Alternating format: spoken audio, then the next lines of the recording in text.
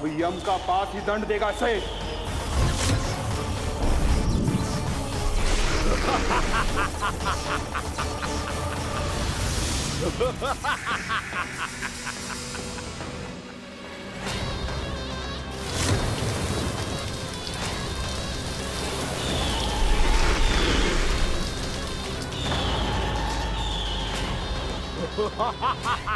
तूने जल की धार को भले ही काट दिया हो दुष्ट, पर हिम में धार नहीं होती। अब मेरी हिम शक्ति तुझे जमा कर नष्ट कर देगी।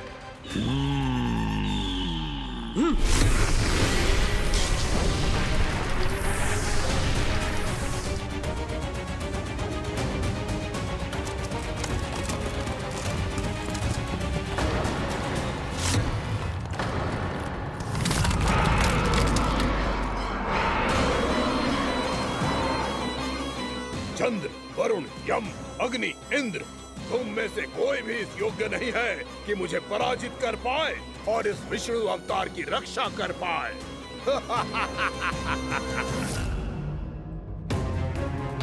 इस असुर को देवता कुछ ना बिगाड़ पा रहे हैं। अब क्या होगा खाना का? बकासुर, मैं अपनी किरणों की ताप से तुझे छल्दी छल्दी कर दूंगा।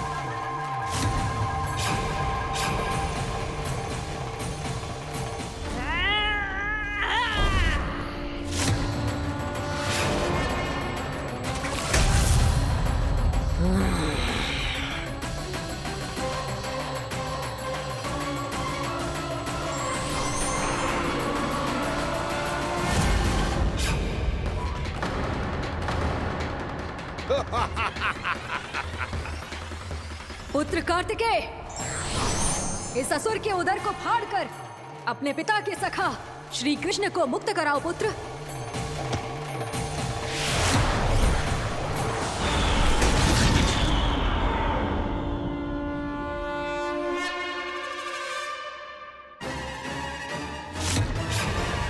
मैंने कहा था, तुम में से कोई भी मेरा बाल भी बांका नहीं कर पाएगा। तुम देवताओं का तो सामर्थ्य ही क्या, स्वयं देवों के देव महादेव भी मेरा कुछ नहीं बिगाड़ पाएंगे। कृष्ण को अपने उदर में ही पचा जाऊंगा मैं।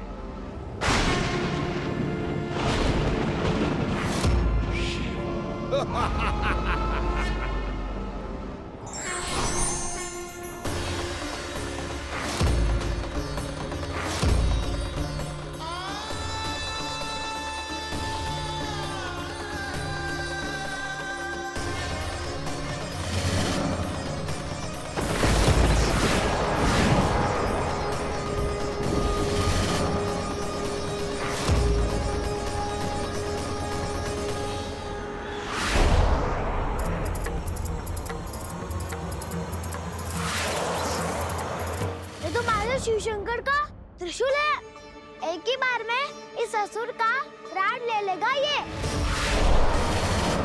हाँ, महादेव का त्रिशूल।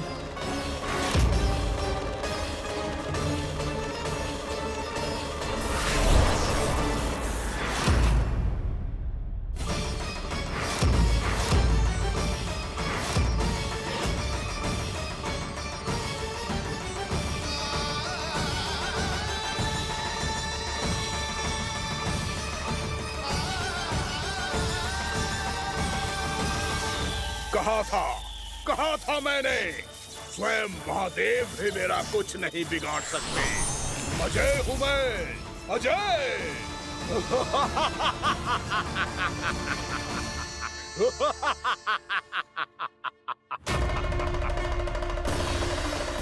प्रभु, आपके त्रिशूल की महिमा तो अपरंपार है, तो फिर ये ठहर क्यों गया?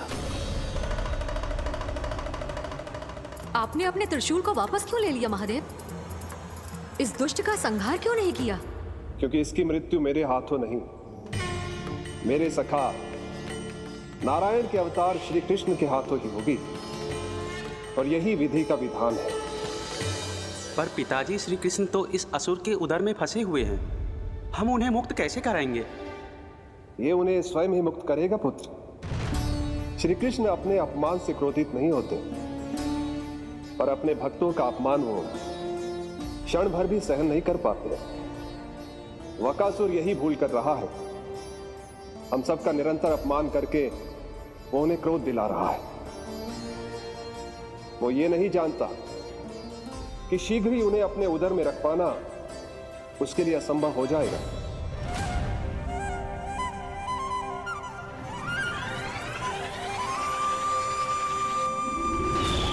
क्या हुआ महादेव? पराजित होकर भी मुस्कुरा रहे हैं। पर अब तो महादेव कहलाने के भी योग्य नहीं रहे आप। असफल देवताओं की इस अयोग्य सेना को लेकर चले जाइए यहाँ से। ना ये मेरा सामना कर सकते हैं और ना ही आप। मेरी शक्ति के सामने आप अक्षम हैं महादेव।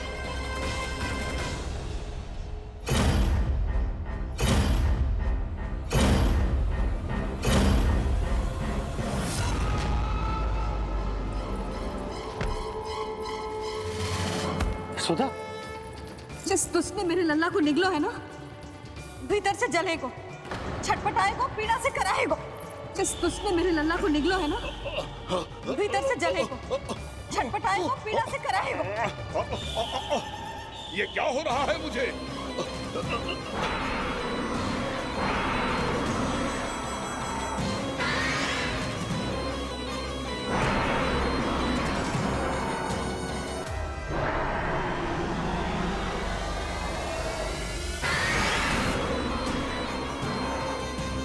मुझे ऐसा क्यों लग रहा है जैसे भीतर से जल रहा हूं मैं? ये क्या हो रहा है मुझे?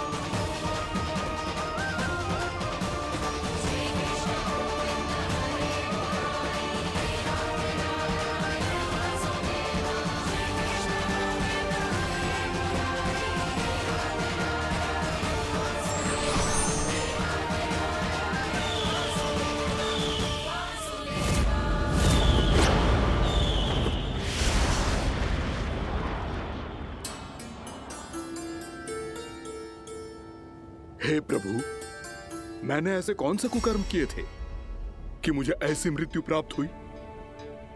और ऐसे कौन से सुकर्म किए थे? क्या आपके हाथों से मुझे मोक्ष प्राप्त हुआ है प्रभु? में स्मरण करो, हे गिरीश की पुत्र वक्कासुर। स्मरण करो, कैसे अपने पिता की तरह अभिमान से भरे हुए थे तुम।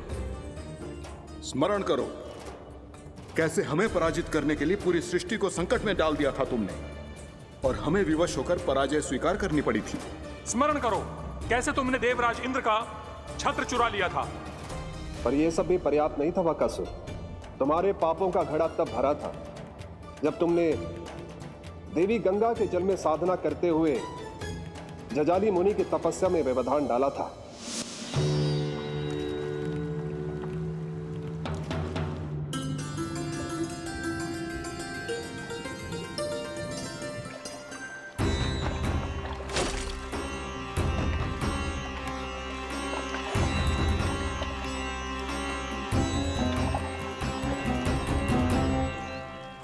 रुक क्यों गए चालक?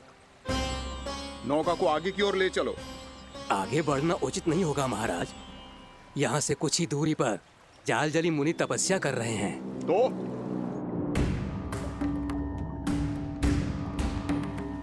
मेरे मत्स्य आखेट के क्षेत्र में इसने तपस्या करने की भूल की है। मेरे ही राज्य में मेरा कोई क्षेत्र मेरे लिए वर्जित हो, यह मुझे स्वीकार नहीं है। आपने पर्याप्त मत्स्य आखेट कर लिया है महाराज। यदि तुम इन मछलियों का आहार नहीं बनना चाहते हो, चुपचाप मेरी आज्ञा मानो। क्षमा, क्षमा महाराज।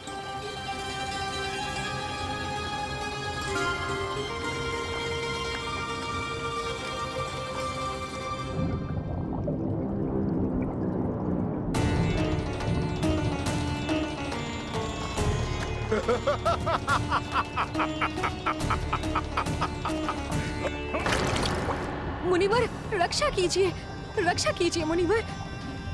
हमारे प्राण बचाइए मुनिवर, मुनिवर हमारे प्राण बचाइए।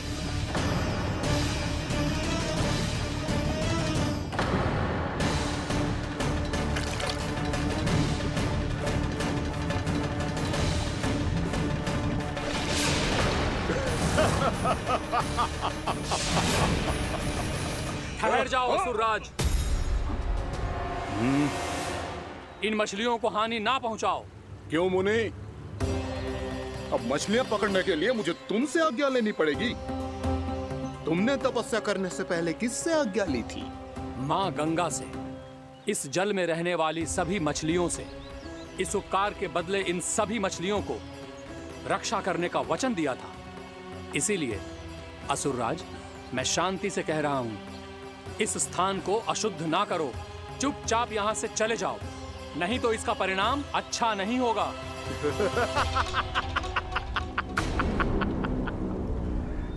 तुम जिन देवताओं की तपस्या कर रहे हो ना मुनि, उन्होंने भी मेरा कुछ नहीं बिगाड़ पाया था, और तुम मुझे धमकी देने का दुस्साहस कर रहे हो।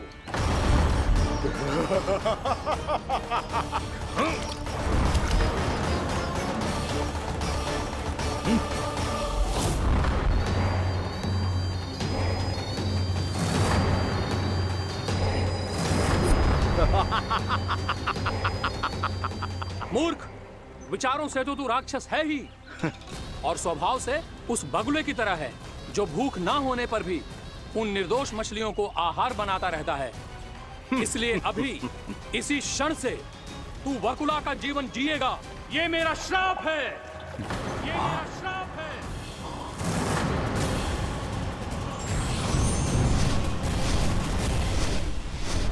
श्राप पाने के बाद तुम्हें आभास हुआ कि तुमने कितना बड़ा अपराध किया था, और तब तुम जजाली मुनि से क्षमा याचना करने लगे। तुम्हारे अपराध बोध को जानकर मुनि श्रेष्ठ शांत हुए और उन्होंने तुम्हें वरदान दिया। श्राप से मुक्ति का एक ही मार्ग होता है असुर, पश्चाताप। तुम्हें अपने भूल का पश्चाताप है, इसीलिए मैं तुम्हें वरदान देता हूं। तुम्हें मेरे श्राप से मुक्ति अवश्य मिलेगी। स्वयं प्रभु श्री नारायण के अवतार इस बगुले के देह के बंधन से तुम्हें मुक्त करेंगे।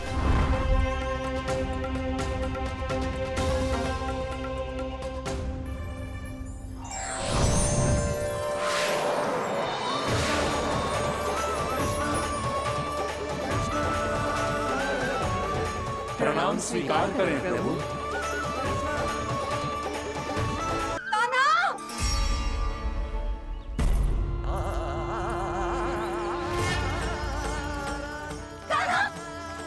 मेरा लल्ला।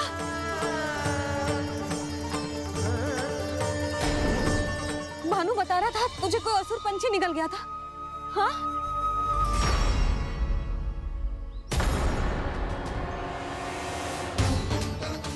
हे नारायण, ये क्या है?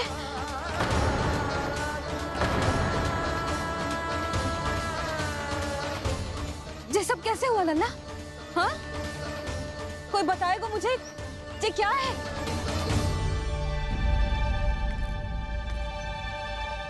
श्रीधामा, मधुमंगल, चिची को सब कुछ बता दो। ये असुर पक्षी मुझे निगलने वाला था रानी भाभी, तभी अंतिम क्षण में कान्हा ने आके मुझे बचा लियो। और ये असुर पक्षी ने कही कि यह है वृंदावन का राजकुमार, नंदराज का लल्ला। इसके होते कोई भी वृंदावन वासियों को हानि ना पहुंचा सकते। रानी भाभी, कान्हा ने अपने प्राणों की चिंता ना करी और इस क्रूर राक्षस से भिड़ गयो और इस राक्षस पक्षी ने इसे निगल लियो। इतना पर्याप्त है भोला काका, सब कुछ बताने की आवश्यकता नहीं है। ये सब देख के सारी बालक मंडली इतनी व्याकुल हो गई कि सबने अपने प्राण अर्पित कर दिए और इस असुर पक्षी से कहे कि हमें खा लो और हमारे सखा को छोड़ दो। इन बालकों का पराक्रम देख के सभी देवतागण यहाँ आ गए और उनके हृदय भी पिघल गए और उन्होंने इस राक्षस पक्षी से युद्ध करके इसे मार गिराया। देवताओं के राजा इंद्र के वज्र का प्रहार तो मैंने अपनी आंखों से देखा है ताई जी। और फिर उसके बाद अग्निदेव ने अग्निवस्त्र का प्रहार किया। जय ना काकी, वरुण देव, कार्तिकेय, यमदेव सबने मिलके युद्ध किया इस राक्षस से। स्मरण है, पूतना और तृणावर्त के आक्रमण के समय भी ऐसा ही हुआ था। सभी राक्षस मारे गए थे, पर अपने कान्हा को एक खरोच तक न आई थी। हाँ जीजी, मुझे लगता था कि श्री नारायण की विशेष कृपा है हमारे कान्हा पे, पर अब तो देख के लग रहा है कि हमारा कान्हा ही स्वयं श्री नारायण है। या फिर उनका अवतार है ये। अरे बस करो तुम सब, ऐसा कछु ना है। अरे जितनी बात सुनी है उससे तो यही लग रहा है कि कान्हा देवताओं और असुरों की युद्ध के बीच में फंस गया था। उसका इस सब से कोई लेना देना ना है। तो फिर इसके तन पे एक भी खरोच क्यों ना आया नंदराज? हाँ,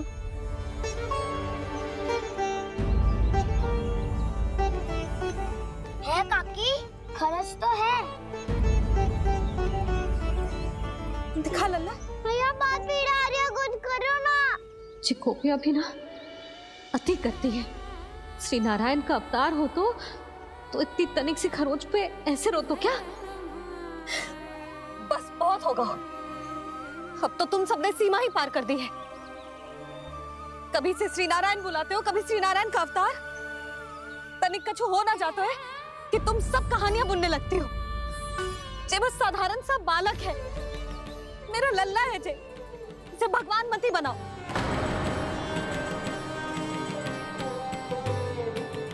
और तू, क्या आवश्यकता थी तुझे यहाँ आने की? हाँ? वो भी मुझे बिना बताए मेरे से छल करके आयो है तू। अब तू घर चल, ऐसा दंड दूंगी ना कि मैया बहुत पीड़ा हो रही है। मैया बहुत पीड़ा हो रही है मैया। हाँ नन्ना, तू घर चल, मैं तुझे औषधि लगा दूंगी। हल्दी का लेप लगाऊंगी ना, झट से ठीक हो जाएगा। चल चल।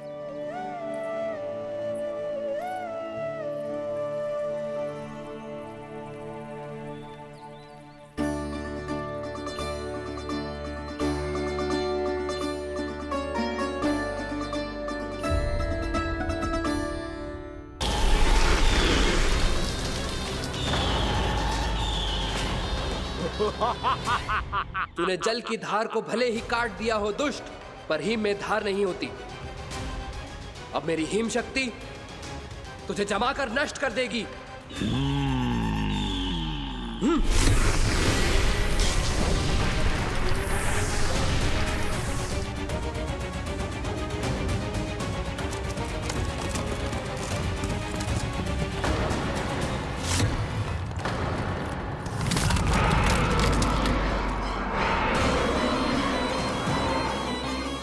चंद्र, वरुण, यम, अग्नि, इंद्र, तुम में से कोई भी इस योग्य नहीं है कि मुझे पराजित कर पाए और इस विष्णु अवतार की रक्षा कर पाए।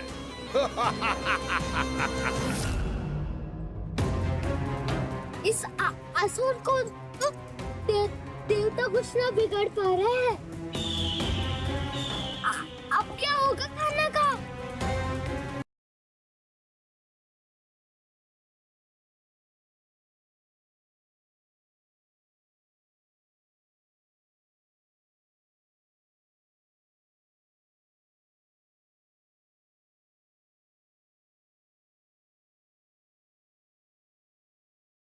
मुझे लगता है कि ये कान्हा भी इन्हीं देवताओं में से एक है। संभव तो है जीजी। हाँ जीजी, मुझे लगता था कि श्री नारायण की विशेष कृपा है हमारे कान। अब यम का पास ही दंड देगा शेष।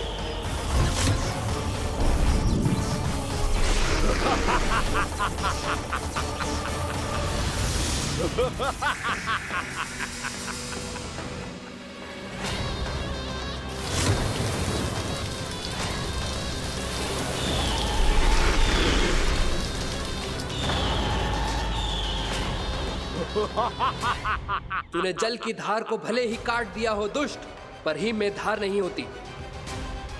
अब मेरी हिम शक्ति तुझे जमा कर नष्ट कर देगी।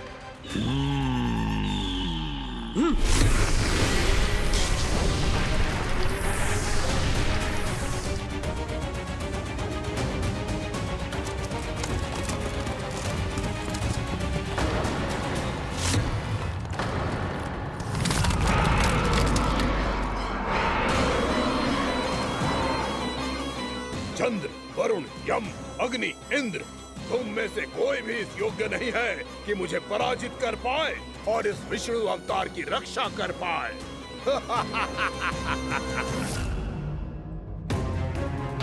इस असुर को देवता कुछ ना बिगाड़ पा रहे हैं।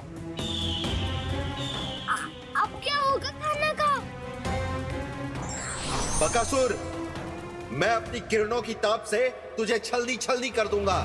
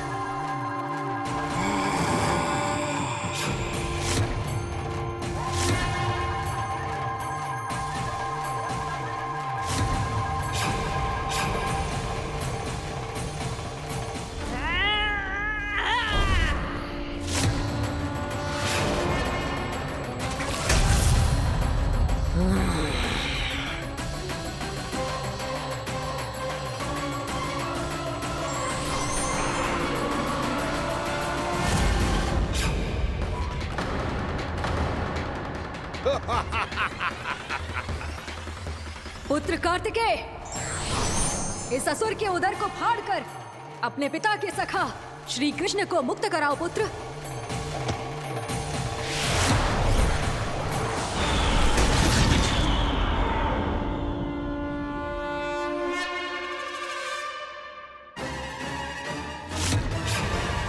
मैंने कहा था, तुम में से कोई भी मेरा बाल भी बांका नहीं कर पाएगा। तुम देवताओं का तो सामर्थ्य ही क्या, स्वयं देवों के देव महादेव भी मेरा कुछ नहीं बिगाड़ पाएंगे। कृष्ण को अपने उदर में ही पचा जाऊंगा मैं।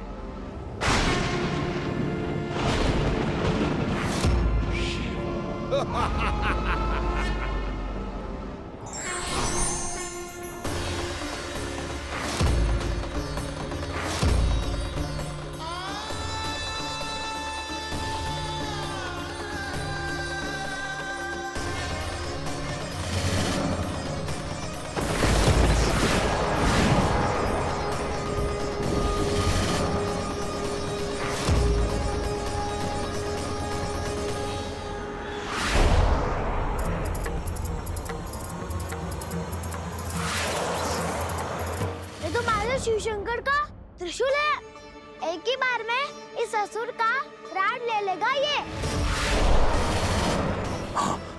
महादेव का त्रिशूल